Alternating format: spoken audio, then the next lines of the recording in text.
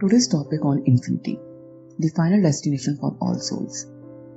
The infinity, which is not limited by time, space, and any law of physics.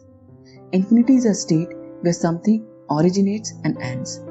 In Sanskrit, infinity is ananta, which defines endless or limitless. This is unread and uncalculated expansion. This I'll try to explain with an example. The series of natural number from 0 to 9. It is actually makes finite series of numbers, but when these numbers repeats in reductive and accumulative series, makes infinite whole series of integers. In fact, this aspect is equivalent to any regional linguistic formation also. Similarly, with universal cosmic expansion, it is happening in consecutive repetitive series, that is, universe after universe. But each repetition has its individuality and higher dimension value. This spatial size of entire universe is unknown. Science exploration can possible to measure the size to observable universe. But this, like a drop of ocean, means very limited.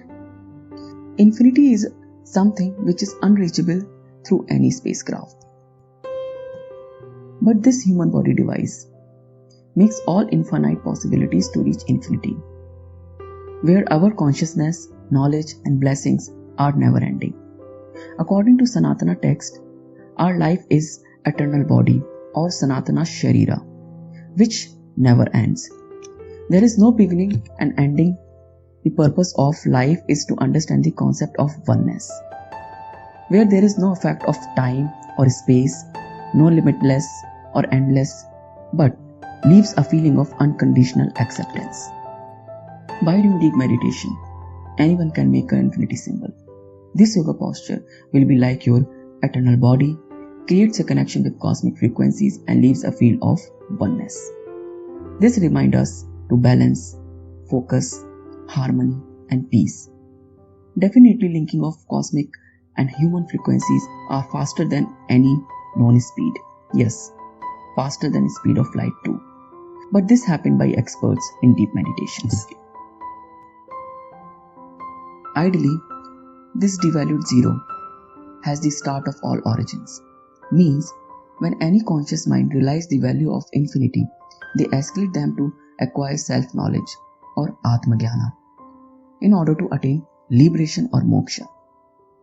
This enlightened knowledge brings us to the path of zero, which gives the importance of current moment, the present happening just now. And here, the zero proves its value. So conclusion says, one has to see the shunya or zero to realize ananta or infinity in themselves, which is true and pure spirituality leads to enlightened soul, who always has choice to death to unify with this cosmic infinity. Thank you so much.